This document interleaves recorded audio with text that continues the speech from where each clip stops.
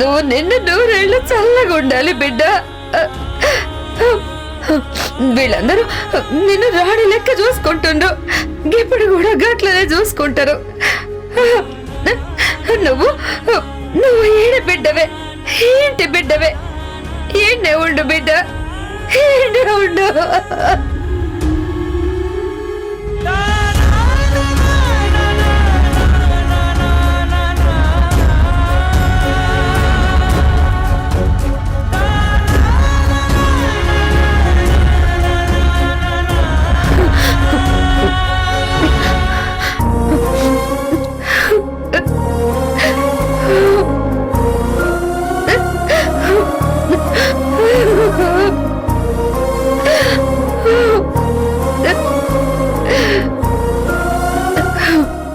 బిడ్డ నేను పోతున్నా.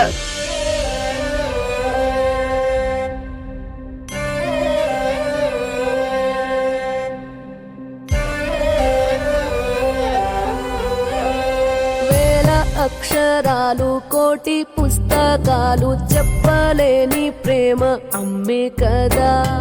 అంతం లేని సొంతం, పంతం లేని బంధం, స్వార్థం లేని రూపం అమ్మే కదా.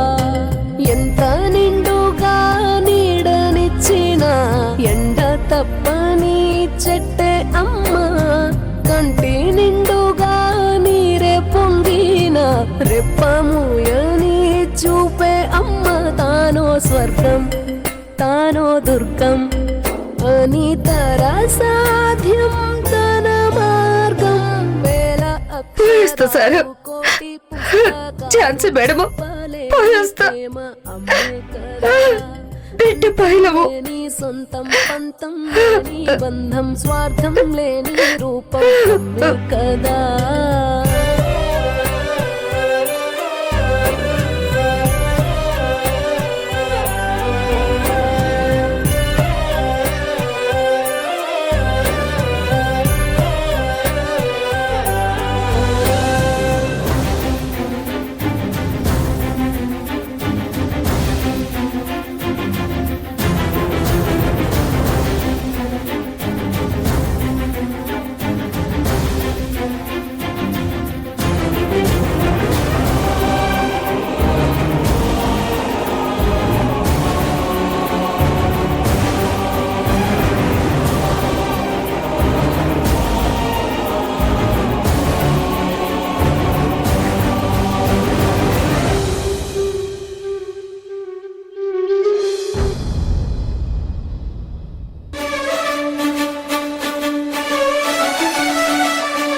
ఏమండి coffee?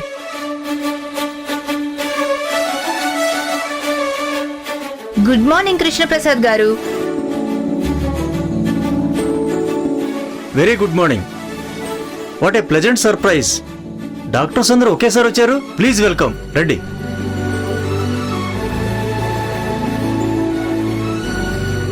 Congratulations sir. Thank you. Congratulation sir. Thank you. Thank you. Congratulations sir.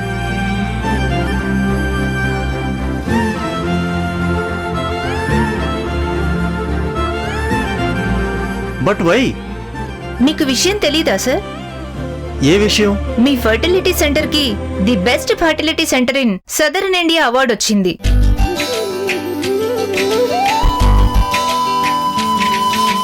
మీరు బెస్ట్ గైనకాలజిస్ట్ గా ఎంపికయ్యారు. అవునా? నిజంగా మీరు చెప్పేంత వరకు నాకు తెలీదు. పర్వాలేదు సార్, మీరు ఎప్పుడు పేషెంట్స్ గురించి ఆలోచిస్తుంటారు కదా, ఫోన్ కి సోషల్ మీడియాకి కాస్త దూరంగా ఉంటారు కదా sir. Once again congrats sir. Thank you. Special గా వచ్చి విష్ చేసినందుకు అందరికీ థ్యాంక్స్. థ్యాంక్స్ చెప్తే సరిపోదు సార్, మా అందరికి పార్టీ ఇవ్వాలి. అలాగే ఇస్తాను. కూర్చోండి. జ్యోతి, గెస్ట్లు కాఫీ తీసుకురా. నో సార్, మేము వెళ్ళాలి.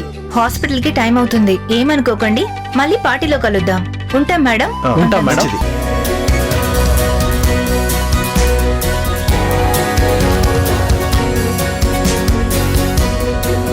నానా, కంగ్రాట్స్ నానా. థ్యాంక్స్ రా. Dad, we are very proud of you dad. నాకు చాలా హ్యాపీగా ఉంది.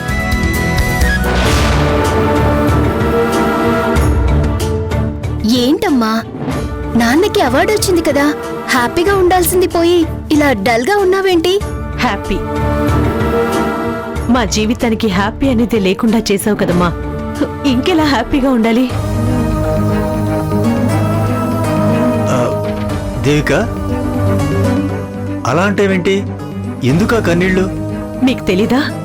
చెప్పండి, మీకు తెలీదా? ఈ కన్నీళ్లకు కారణం ఏంటో మీకు తెలీదా?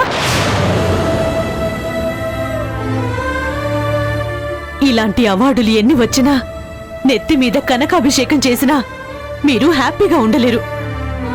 పైకేదో నవ్వుతూ కనిపిస్తున్నారంతే.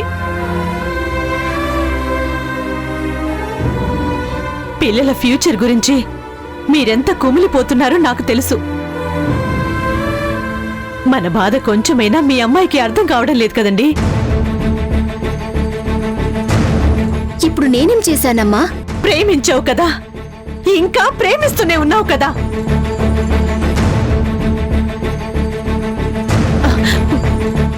మీరే చెప్పండి, మనం తన ప్రేమకు అడ్డు చెప్పలేదు కదా, ప్రేమించిన వాడిని పెళ్లి చేసుకోవద్దు అనలేదు కదా.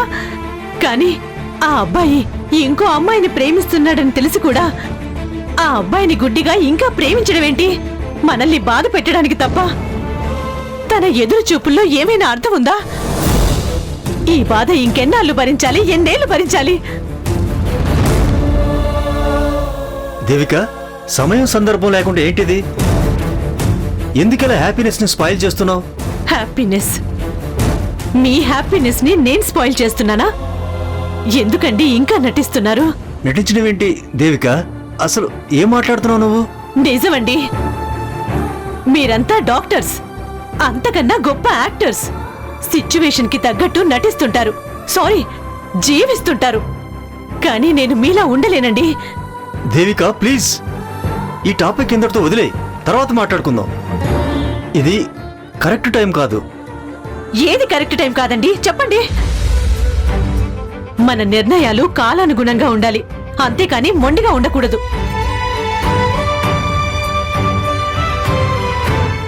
మీరు చాలా మంది తల్లుల ఆవేదనను మాతృత్వంగా మారుస్తున్న డాక్టర్. ఆ తల్లుల్ని కన్నవాళ్లు చాలా ఆనందంగా ఉంటారు. మనవళ్ళని మనవరాలని ఎత్తుకుని మురిసిపోతుంటారు. మరి మన జీవితంలో ఆనందం ఉందా? అసలు అలాంటి రోజులు వస్తాయంటారా?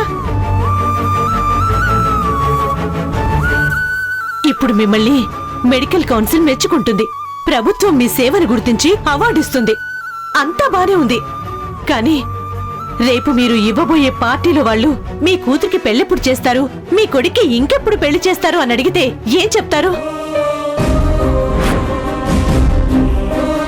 ఇప్పుడు మీరు నటిస్తున్న ఈ నవ్వు అప్పుడు కూడా అలాగే ఉంటుందా?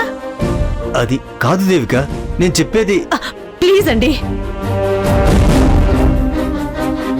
తన ప్రేమ గెలవడం కోసం ఒకరి ప్రేమ ఓడిపోవాలని కోరుకుంటుంది.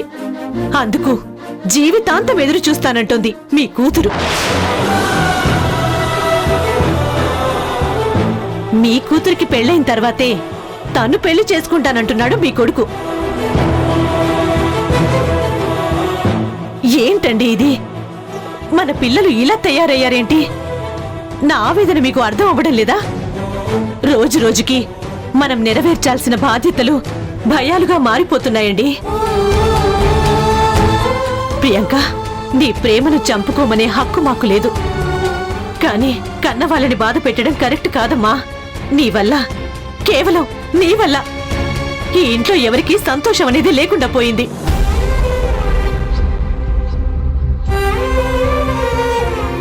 నేను చెప్పాల్సింది చెప్పాను.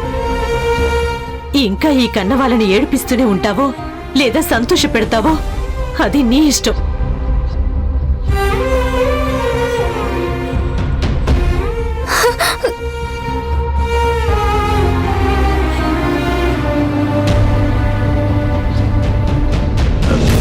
అమ్మా ప్రియాంక,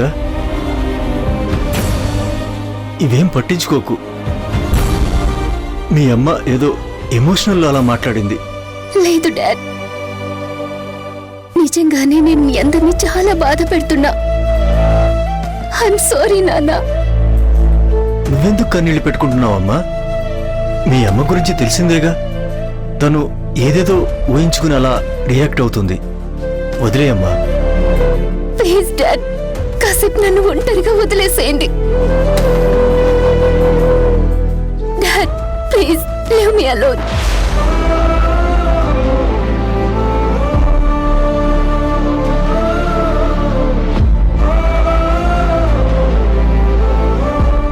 డోంట్ వరీ సిస్టర్, నేను ఎప్పుడు నీకు సపోర్ట్గా ఉంటాను, ఓకేనా?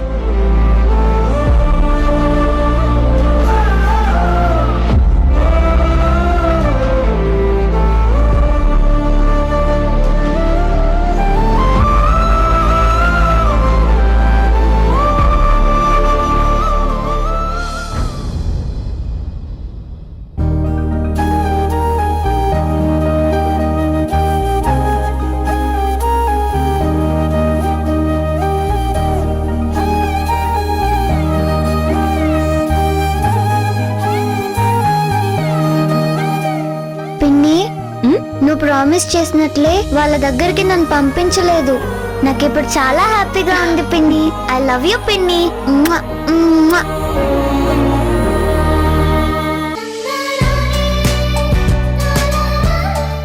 ఏంటి స్వీటీ, కిసులన్నీ మీ పిన్నికేనా? నాకేం లేవా? ఏమండి, కిసులన్నీ మీరే తీసుకుంటారా? అందులో కొన్ని నాకు ఇవ్వచ్చు కదా, వడ్డీతో సహా మీకు తిరిగి ఇచ్చేస్తాను.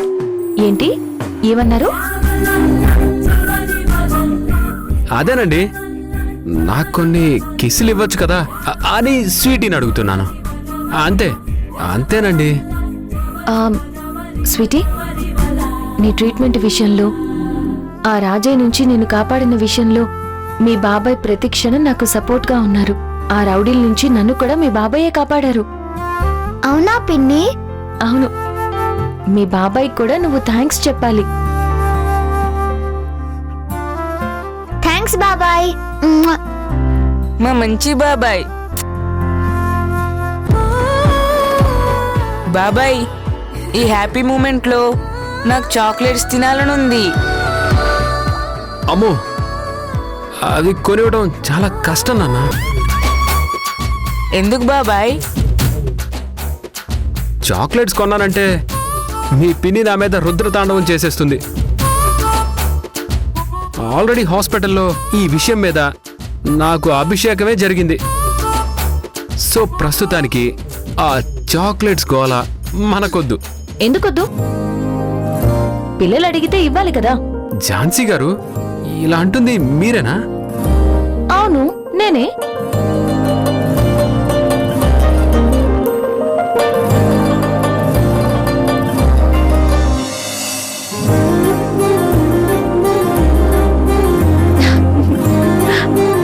స్వీటీ, ఆ రోజు నీకోసం మీ బాబాయ్ తీసుకొచ్చిన చాక్లెట్స్ ఇవి.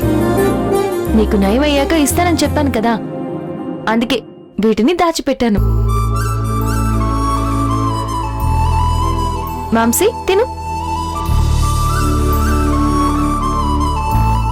స్వీటీ, నువ్వు మరీ ఎక్కువ తినకూడదు, కొంచెమే తినాలి, ఓకేనా?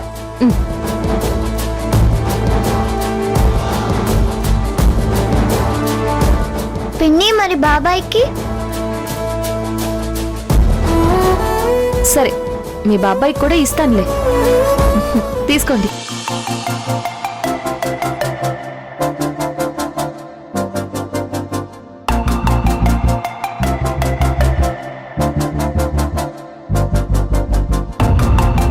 తీసుకోండి. వాళ్ళకి ముద్దుగా తినిపించారు కదా, మరి నాకు కూడా తినిపించొచ్చు కదా.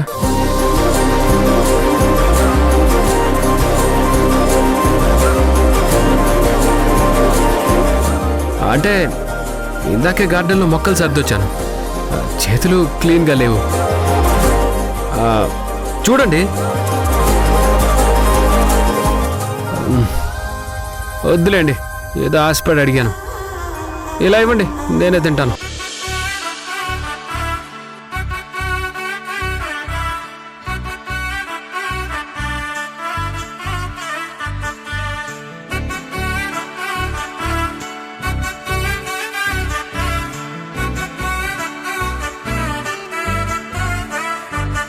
ఆకాశమే నువ్వని నీలి మేఘం నేనని నీలో నన్నే దాచుకోనా నువ్వే నేనని చందమామే నువ్వని వెన్నెలేమో నేనని నీతో జతై ఉండిపోనా నేనే నువ్వని చిరుజల్లే కురిసిన చిరు చెమటే మనసున నువ్వో క్షణం దూరం అయితే ఊపిరి ఆగేనా హరివల్లే మెరిసెనా సిరివల్లే విరిసెనా నీతో ఉంటే ఇంతందంగా లోకం చూస్తున్నా కళ్ళే నావి కలలు నీవి పెదవే నాది పలుకు నీది పదం నాది పలుగు నీది జన్మాలెన్నున్నా కళ్ళే నావి బాబాయ్ తినేశాడు.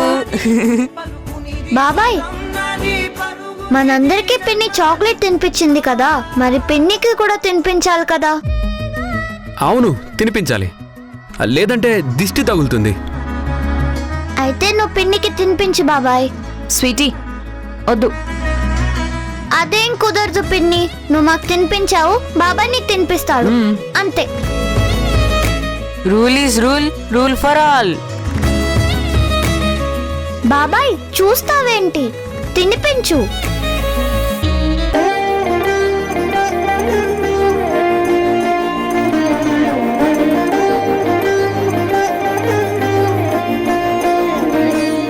తిను పిన్ని.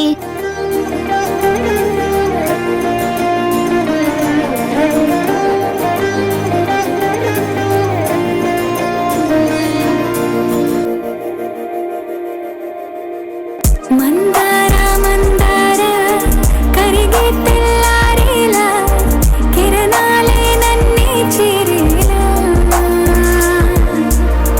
కళ్ళారా కళ్ళారా చూస్తున్నా కళ్ళారా సరికొత్త స్నేహం తరిచేరా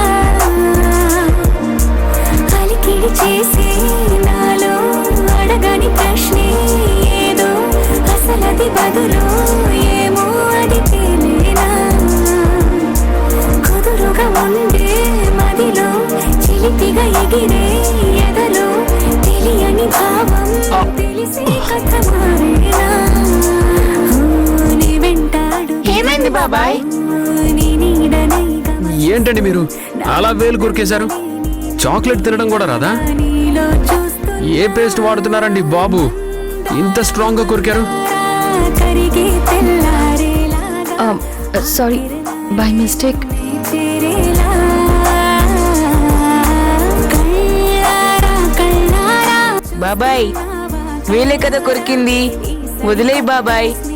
ఈ హ్యాపీ మూమెంట్ లో డాన్స్ చేద్దాం, ఓకేనా? అలాగే నాన్న.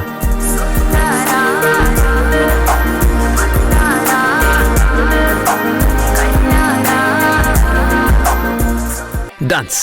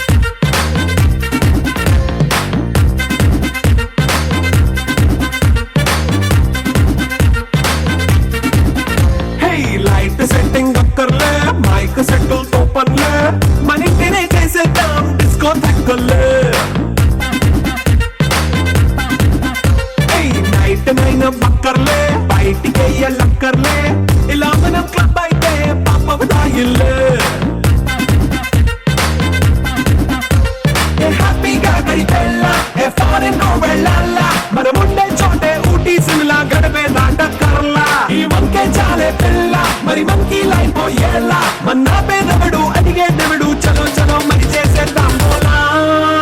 It's a family party. It's a family sweetie ఏమైంది? రా కూర్చో. బాబాయ్ నువ్వు పిన్ని డాన్స్ చేయండి బాబాయ్. వద్దులే చాలు. లేదు పిన్ని, మీరిద్దరు కలిసి డాన్స్ చేయాల్సిందే ప్లీజ్, మా కోసం పిన్ని. సరే సరే పిన్ని.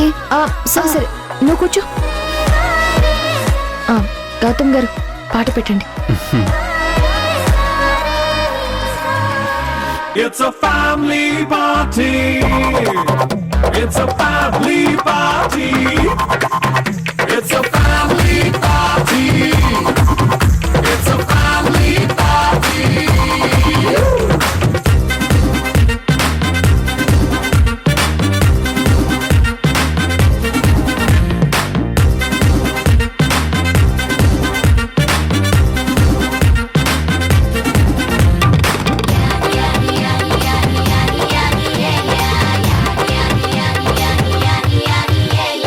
ఫాస్ట్ మీటే చేస్తావో రొమాన్స్ పాటే పెడతావో సిక్కిందుకు డాన్స్ అయితే చుట్టూ మన వాళ్ళే కింద పడి దొల్లేస్తావో గాలిలో కనిపిస్తావో పైకమంతా చూపించే అంతా మన ఇల్లే జీన్స్ ప్యాంట్ వేసుకున్నా అరే రింగా రింగా చేసుకో అరే పట్టు చీరే కట్టుకున్నా చెప్పుకే అంటూ నువ్వు కుమ్మేసుకో. It's a family party. It's a family party. బాబాయ్ అలాగే చెయ్యి. Wow. Party. It's a family party.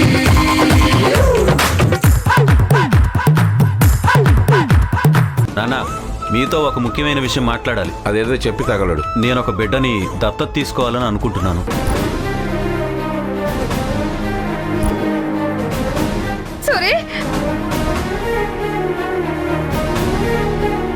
నోర్మై